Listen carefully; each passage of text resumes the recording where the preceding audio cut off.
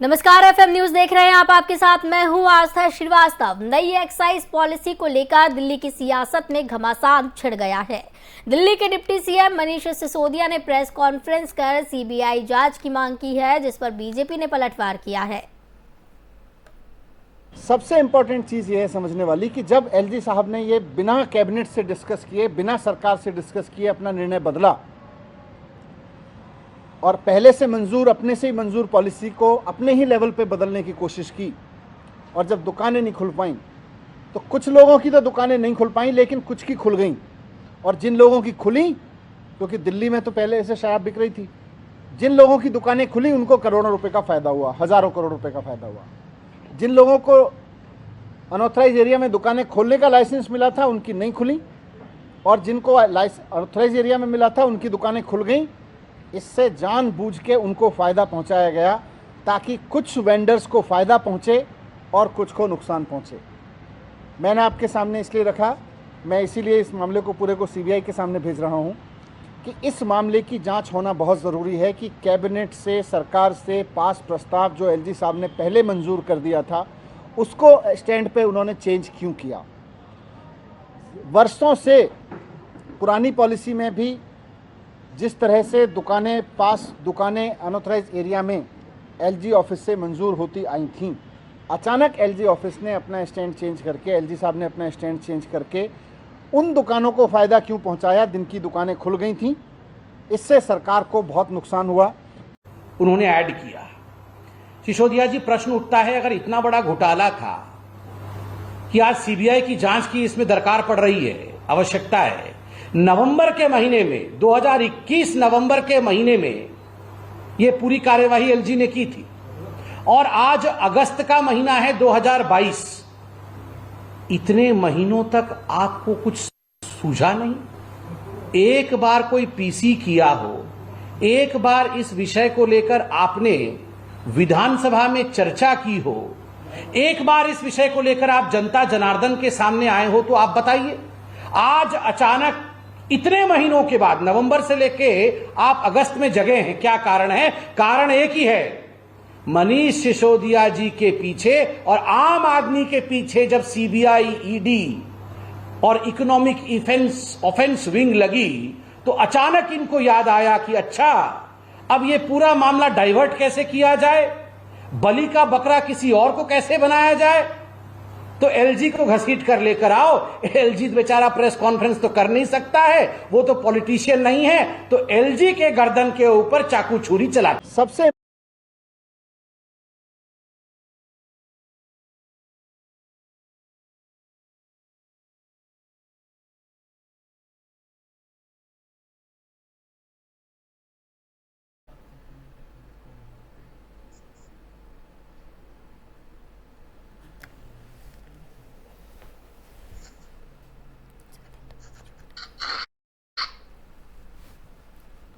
तो इस खबर की तमाम चर्चा के लिए हमारे साथ बीजेपी नेता संदीप दुबे जी जुड़े हुए हैं। संदीप जी, बहुत बहुत स्वागत है आपका एफएम न्यूज पर।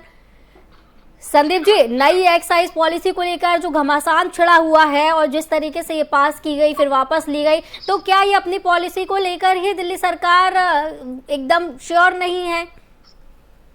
देखिए, हमें लगता है कि इस तरह की जितनी भी सोच होती है गवर्नमेंट दारू परोसे, दारू का व्यापार करे, और दारू की खरीद बिक्री आम जनजीवन को काफी प्रभावित करता है। और नशा अगर जन जन तक पहुंच जाएगा तो समाज की विकृत रूप हो जाती है। और सोचना चाहिए वर्तमान सरकार को कि नशे का विकृत रूप समाज को देने की कोशिश नहीं करनी चाहिए, और ये सब किसी के लिए भी ठीक नहीं है।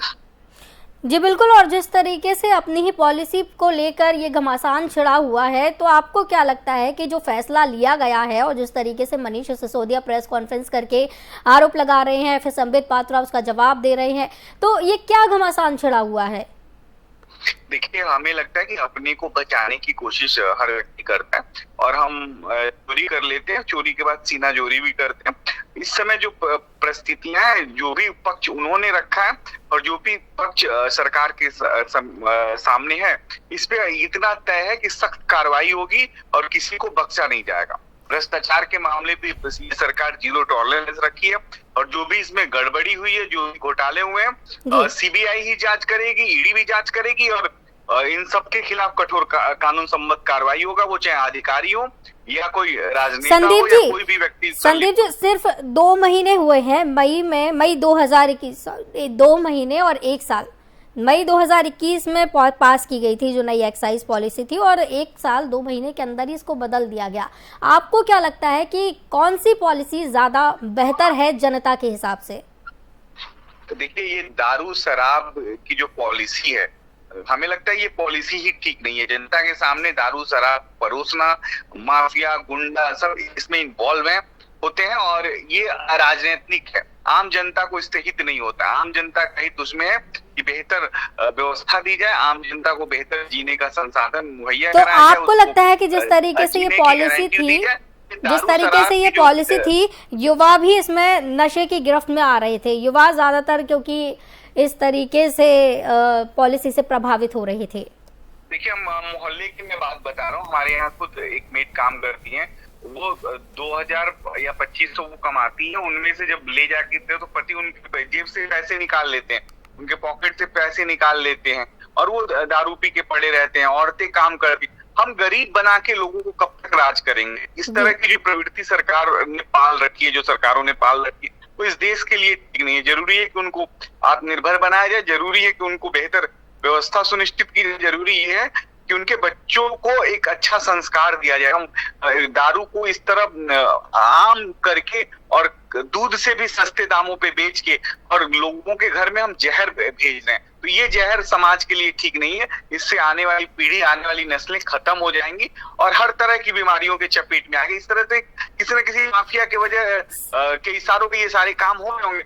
हमें लगता है ये बहुत। संदीप जी, मनीष सिसोदिया आरोप भी इस दौरान लगा रहे हैं कि किसी के दबाव में आकर स्टैंड बदला है एलजी ने, तो क्या लगता है कि इनडायरेक्टली तरीके से क्या वो केंद्र सरकार को या फिर बीजेपी को घेरने की कोशिश कर रही हैं? मुझे लगता है कि हर आदमी को अपनी बात रखने की पूरी छूट है। वो जो भी बात रख रहे हैं उनको रखना चाहिए, लेकिन एक बात उनको समझ लेना चाहिए कि जो पॉलिसी है वो दिल्ली गवर्नमेंट की है और दिल्ली गवर्नमेंट की जो पॉलिसी है आप जाके एलजी को देते हो तो एलजी होता है, जो हमारी कानूनी परंपरा है। तो मैं किसी को बचाने और किसी के साथ खड़ा होने की कोशिश नहीं कर रहा हूं। मैं ये कह रहा हूं इस पे जांच हो और जो भी दोषी है उसकी जो जगह है वहां उस जगह पे पहुंचाई जाए, ताकि फिर दोबारा कोई दिल्ली जैसे देश की राजधानी में गलत करने की कोशिश न करे। बिल्कुल, और जब देश की राजधानी में ही कुछ गलत किया जाता है तो ज्यादातर असर जनता को पहुंचता है और युवाओं पर भी इसका असर होता है। बहुत बहुत धन्यवाद संदीप जी हमारे साथ जुड़ने के लिए और इसकी तमाम चर्चा के लिए। तो आपको बताते चले कि एक्साइज पॉलिसी पर बवाल मचा हुआ है, आरोप प्रत्यारोप का दौर जारी है और 1 साल 2 महीने के अंदर ही इसे बदला गया है और आरोप लगाए जा रहे हैं। मनीष सिसोदिया ने प्रेस कॉन्फ्रेंस करके आरोप लगाया है कि किसी के दबाव में आकर एलजी ने अपना स्टैंड बदला है।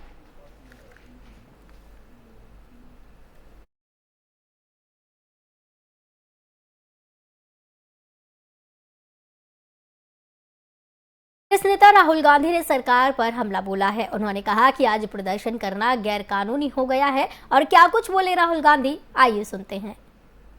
Today in our country, protesting is illegal, voicing your opinion is illegal, so they can do whatever they want. So what do you have to say about? I've said what I had to say. Thank you. Today in तो आपको बताते चले कि अधीर रंजन चौधरी ने गृह मंत्री अमित शाह के बयान पर पलटवार किया है। उन्होंने कहा कि हिंदुस्तान के गृह मंत्री ने बयान को फिजूल बताया है और क्या कुछ बोले अधीर रंजन चौधरी, आइए सुनते हैं। आंदोलन करते हैं जीएसटी के खिलाफ, इसमें तुष्टिकरण क्या है? अजीब सी बात। ये बात के कोई मायने होते हैं क्या? एक हिंदुस्तान के गृह मंत्री अगर इस तरीके की फिजूल बयान करे तो क्या बताए? कहिए हमारी सरकार की कद क्या है, इससे पता चलता है। आइए आपको सुनाते हैं गृह मंत्री अमित शाह ने और क्या कुछ कहा। परंतु शताब्दी के वर्ष में हम हमारी भाषाओं को न बचा पाए तो क्या स्वराज का उद्देश्य प्राप्त होगा? क्या शताब्दी के वर्ष में हम हमारे इतिहास को आने वाली पीढ़ी तक न दे जाएं तो क्या स्वराज का उद्देश्य प्राप्त होगा? क्या 12-13 हजार साल से एक संस्कृति का धारा प्रवाह बढ़ा है। हमें किसी एनजीओ ने संस्कृति सिखाने की जरूरत नहीं है। स्त्री का सम्मान हो, हम तो पहले से देवी मानकर चलते हैं। बच्चा घर के बाहर निकलता है, माता पिता दोनों खड़े हैं, शायद पिता के पैर नहीं छुएगा, वो मां के पैर जरूर छूकर निकलेगा। अगर हम उसको न बचा पाए तो क्या स्वराज प्राप्त कर लेंगे? हमारी संस्कृति को नहीं बचा पाए तो क्या स्वराज प्राप्त कर लेंगे? जहां तक स्वराज शब्द का अर्थ है, कोई यूरोपियन देश के संदर्भ में, पश्चिम के देश के संदर्भ में, अफ्रीकन देश के संदर्भ में स्वराज शब्द का अर्थ शासन की आजादी होता है, खुद का शासन। हम पर कोई शासन नहीं करेगा, हमारा शासन हम खुद तय करेंगे, हम खुद करेंगे। परंतु जहां तक भारत का सवाल है, स्वराज शब्द का अर्थ स्वशासन से तक सीमित नहीं है। स्वराज शब्द अपने आप में संपूर्ण भारत को स्वतंत्र कराने का, संपूर्ण भारत को अपने पद्धति से चलाने का होता है। इसके अंदर स्वभाषा भी आती है, स्वधर्म भी आता है, स्व संस्कृति भी आती है और अपनी कलाएं भी आती हैं। और ये जब तक सब दृष्टि से स्वराज की भावना से हम नहीं रंगते हैं, भारत सही अर्थ में स्वराज प्राप्त नहीं कर सकता। बीजेपी सांसद रवि किशन ने भी कांग्रेस पर हमला बोला है। उन्होंने कहा कि कांग्रेस प्रभु राम और मंदिर से नफरत है। हाँ, वही सिंपल वही बहुत ये हमारे गृह मंत्री अमित शाह जी और पूज्य योगी महाराज जी या हमारी पार्टी का नहीं मानना, पूरे देश की जनता। मैं कल कहीं बाहर था, वहां पे भी लोग पूछ रहे थे कि आज राम जन्मभूमि का आज ये 2वां वर्ष है, 2nd ईयर है, और उसी दिन इन लोगों ने किया। तो इन लोगों को देखिए चिड़, इनकी चिड़ प्रभु राम से है, मंदिर से, भगवा रंग से। तो ये चिड़ इनकी दिखाई दे रही है और ये साफ अब दिन ब दिन इनकी फ्रस्ट्रेशन, इनकी पीड़ा से पता चल जा रहा है इनका अंदर का जो रियल स्वरूप क्या है, इनकी मानसिकता है। वहीं कांग्रेस के प्रदर्शन पर केंद्रीय मंत्री रामदास अठावले भी हमलावर नजर आए। उन्होंने कहा कि महंगाई के लिए कांग्रेस जिम्मेदार है। रामदास अठावले ने और क्या कुछ कहा, आइए सुनते हैं। अमित शाह जी ने जो भूमिका रखी है, इसका हम समर्थन करते हैं। कांग्रेस पार्टी की भूमिका सेक्युलर वो तो समझते हैं, लेकिन सेकुलरिज्म का जो अर्थ है उसको मालूम नहीं है। सेकुलरिज्म का अर्थ होता है सर्वधर्म समभाव, सभी धर्मों का आदर करने का सेकुलरिज्म होता है। बाबा साहब अम्बेडकर जी ने जो संविधान दिया है, उस संविधान में सभी जाति धर्म, सभी धर्मों को न्याय देने की भूमिका उसमें है। तो जिस तरह मतलब माननीय नरेंद्र मोदी जी ने आज के दिन ही राम मंदिर की नींव रखी थी, उसका भूमि पूजन कर दिया था, और आज मतलब कांग्रेस पार्टी ने काले ड्रेस पहनकर उन्होंने महंगाई के विरोध में आंदोलन किया। अमित शाह के उपराष्ट्रपति पद के लिए मतदान हो रहा है। दोनों सदनों के सांसद वोटिंग कर रहे हैं। पीएम मोदी और पूर्व पीएम मनमोहन सिंह ने भी वोट डाला। आज उपराष्ट्रपति चुनाव के नतीजे भी घोषित कर दिए जाएंगे। उपराष्ट्रपति चुनाव में एनडीए के उम्मीदवार पूर्व राज्यपाल जगदीप धनखड़ हैं, तो वहीं विपक्ष ने कांग्रेस नेता मार्गरेट अल्वा को उम्मीदवार बनाया है। मौजूदा उपराष्ट्रपति वेंकैया नायडू का कार्यकाल 10 अगस्त को खत्म हो रहा है।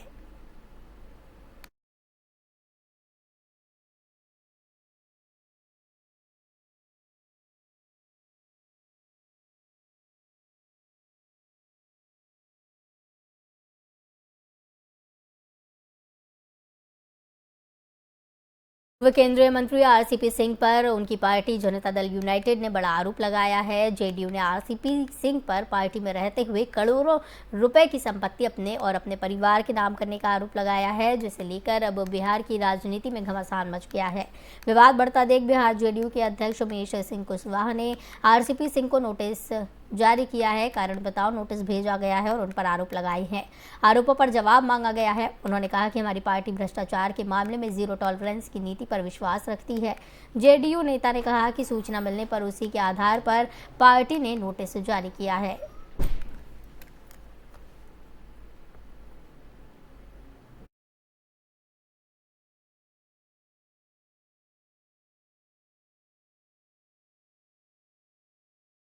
खबरों का सिलसिला लगातार जारी रहेगा। मुझे दीजिए इजाजत, आप देखते रहिए FM न्यूज़।